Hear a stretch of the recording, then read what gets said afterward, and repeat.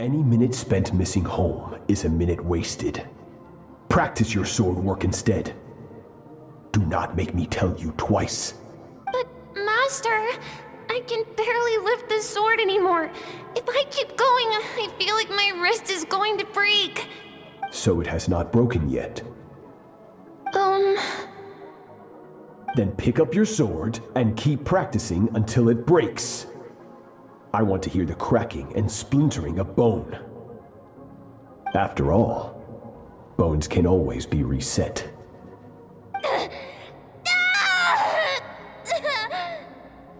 Good, Skirk. Once again, you survived. How do you feel? Cold and pain. These are signs that you are adapting to the abyss. Each time the flesh is torn and the spirit crushed, each time you claw back from the brink of death, you become stronger. I now understand why these people sought to destroy your homeland. Your potential goes beyond even what I could have anticipated. But you still have much to learn in your pursuit of strength. Your mind is rife with distractions. From now on, I shall show no mercy in your training. You must learn to shut out all the pointless emotion, crush the self that makes you weak, and become master over your physical form. Get up, Skirk. Wipe the blood off your face. Cut away the rotten parts of your flesh, and mend what is broken. Then take up your sword. Yes, Master. You now have what it takes to wield immense power. From this day forth, I shall teach you no more. No one can become a worthy warrior through imitation alone. I have given you fangs and claws. Now, you must learn to hunt. You wish me to travel the world beyond on my own, Master? Indeed. Make new friends. Embark on your own journey. And piece together a new future from the shattered remnants of your past. We will still have contact through the abyss. But know this. One day, I will take the life you worked so hard to rebuild and reduce it to ashes. Just like the fire that haunts your mind. Why do you do that? I have told you before, fear is the catalyst for human evolution. You have tasted loss. You have known fear so deep it can be felt in the bones. But as living beings, we all have an instinct to detach from that which harms us. And thus pain dampens over time, and the acrid taste of fear becomes but a distant memory. Yet now, I have bestowed upon you the gift of fear eternal. It will drown you in the nightmare of your childhood, or it shall drive you to defeat me, whatever the cost. For certain reasons, I need to bridge the power gap between me and my master as quickly as possible. But first, I need to understand the source of his strength.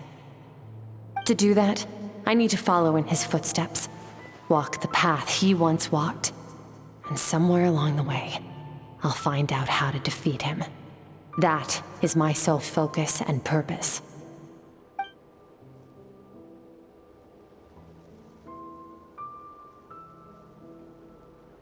I'll let you in on a little secret. The real Serology is terrifying. The scope of his power is impossible to understand until you experience it firsthand. It is absolute, the power to crush all things.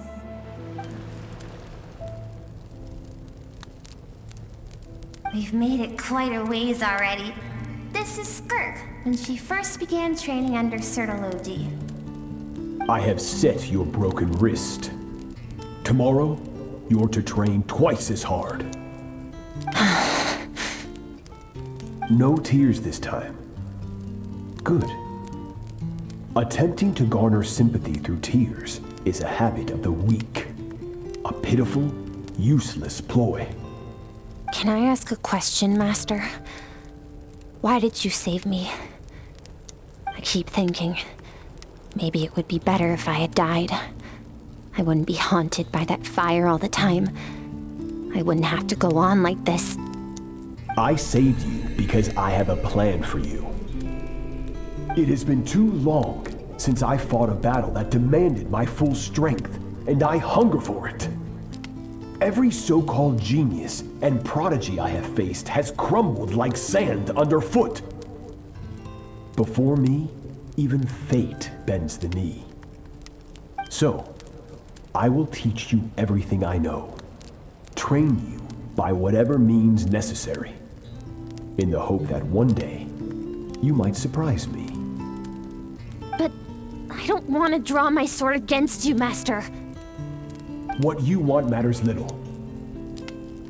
Among the boundless sea of stars, the cries of the weak are but faint murmurs that disappear into the void. You of all people know that well. Yes, Master. From that day forward, all she knew was grueling training, emptiness, and fatigue. After some time, her talent bloomed, and she gained control over her emotions, like her master. How should I put it? It was not that human emotion disappeared from her heart, but that reason came to dictate all she was allowed to feel. I suppose it was at this point that she became the Skirk you know today. These are Skirk's happiest memories. What a simple and carefree time it was. Wisps of clouds dotted the sky. The sun bathed everything in golden light. And when song filled the air, not even the shyest of flowers could resist swaying along. This is Skirk's homeland. She was so curious about everything as a child, always skipping school to go exploring instead. There was so much to discover. The treasures at the bottom of the sea, the secrets beyond the stars, and that merchant ship packed with adults wearing those strange clothes. Yes, the ship. That was the beginning of the end. It was a spaceship. When it arrived, the people that disembarked wore smiles on their faces and spoke of friendship. They claimed to be merchants from a neighboring planet, looking to establish trade. Skirk's parents, her relatives, her neighbors, everyone welcomed the newcomers with open arms and allowed them to explore the planet. To them, the visitors were guests and should be treated with hospitality. No one had any idea of what was to come. Several months later, an army of unknown origin arrived without warning and carried out a ruthless campaign to destroy everything and everyone on the planet. Skirk had skipped school that day, like so many times before, so she was not caught in the immediate wave of destruction. But when she came home that day, only fire and ruin awaited her. Countless people cried out to her for help. People she knew and loved. Friends and relatives. The little girl who lived next door. The shop owner with the bad leg. The bad-tempered teacher she had made fun of just that morning. Their lives were discarded like worthless trash as the fire consumed one life after another. Skirk was helpless. All she could do was run. And so she did. She kept running, until an unexpected figure crossed her path. If Sertology hadn't been there in that moment, the fire would have claimed her life too. And there she would have remained, left to rot in the scorched earth, with no answer as to why any of this was happening.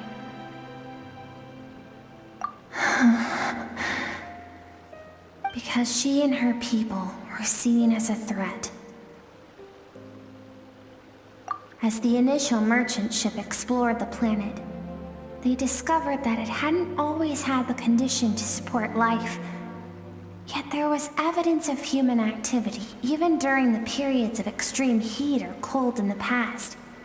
Further research revealed that, over time, the people of this planet had evolved the ability to adapt to any type of environment or energy source. For that reason, the outsiders viewed them as a potential threat, and decided to eliminate them before the threat could rear its head. And so, the army was called, and the so-called danger was wiped from the face of the planet. Senseless, isn't it? Deemed a threat because of a gift they didn't even know they had. Perhaps it was their own innocence and kindness that doomed them. But in the end, that was lost to the blaze as well. If those with power get to decide good and evil, then all you can trust in is the sword in your hand. And so, before death could claim her, she ran. She ran and never stopped.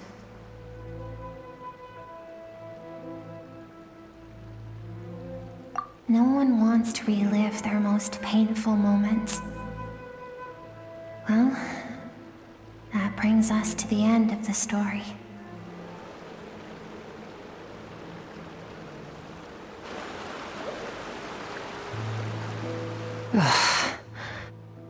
So all this, just so you could bring her here? I have things to say to you. Well, to me. I want someone to witness our reconciliation, even if it takes an argument to get there. And she is the best choice in this moment. Her suppressed emotional self, the version of herself she keeps locked in the recesses of her mind, stifled by reason. All those rejected impulses, those discarded aspects of your past selves, they are a part of me now. I am who you used to be. Someone you have refused to face for too long. So, I came to face you instead. You're wrong. I've faced you all along. And that's exactly why I keep you locked here. Your existence makes me weak. Moments of joy and longing are when we are most vulnerable. Don't forget, it was a penchant for goodness over reason that doomed our homeland in the first place. The vastness of the universe renders everything insignificant, our feelings most of all. Even so, learning from the mistakes of the past doesn't have to mean erasing everything. Strip yourself of your so-called weaknesses, emotions like kindness and empathy, and what makes you any different from the ruthless soldiers who slaughtered our people? The difference is that I'm doing what is right, what is necessary. I allow you to exist, but with limited freedom. That is the greatest kindness I can offer. I've shouldered everything you couldn't carry. I rose above the numbness and emptiness, and it was cold, unfeeling reason that brought me this far. It made me who I am. It made me strong. That is the problem. I want to shoulder those things together. On the grand scale of the entire universe, maybe our feelings are vanishingly small, but why should that mean they don't matter? Emotion gives warmth to the cold expanse of space. It gives meaning to the world around us. Think back to those nights of gazing at the stars, Those afternoons of exploring the unknown. Think back and let them grant you peace. A brief respite from the pressure you put on yourself. That isn't what we need. It's exactly what we need. Aren't you curious about why recovering your strength has taken longer than normal this time? Finally, you get to the important part. That is the only answer I came here to find. Then look around. Look at your inner world. You cast aside your dreams and curiosity, and in doing so, you lost your original motivation. You severed all connection to who you used to be, so you can no longer draw strength from your past. Now, the only things driving you forward are fear and survivor's guilt. But these cannot take you far enough. And so, this river, the source of your strength, grows more polluted by the day. And you think that means I should seek help from a weak little thing like you?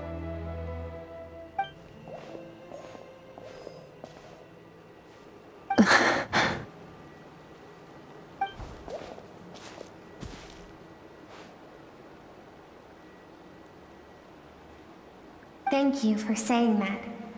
I knew bringing you here would be the right choice. To be honest, I'm not here to argue with you. This isn't about who's right or wrong.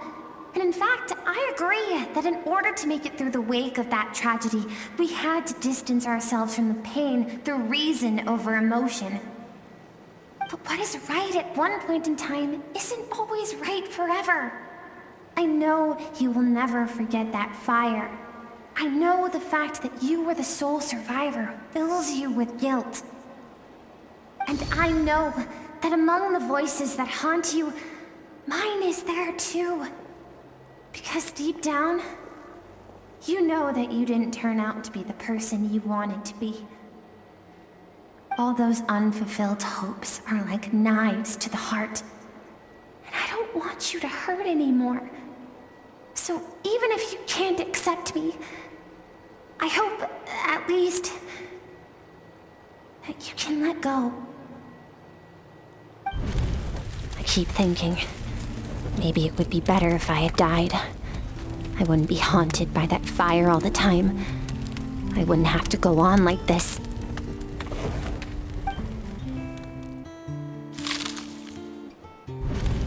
Your dad and I, we're not afraid to stare death in the face, but we need you to survive.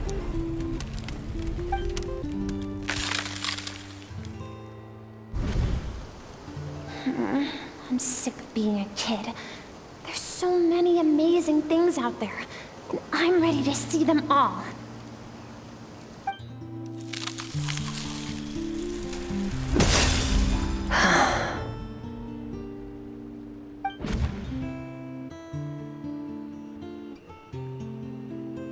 I remember. There was a song Mom and Dad always sang when we went out to fetch water. Dancing water. The sand along your path is begging for your song and movement. Will you carry this burden with you on your journey? I am not the dancing water, and you are not the burdensome sand. But if this is your wish, then I will carry you with me until the end.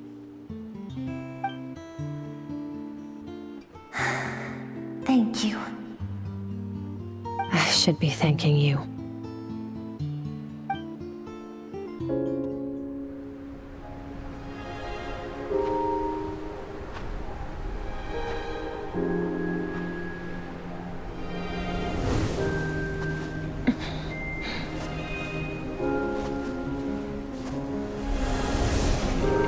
Run, Skirk, run!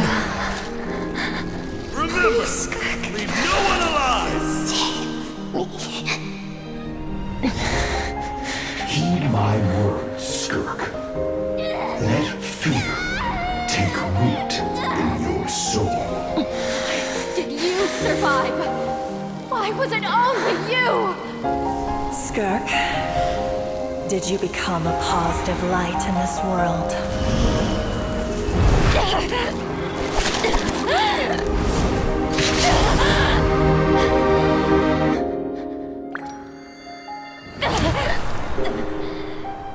Hey, this doesn't have to be the end.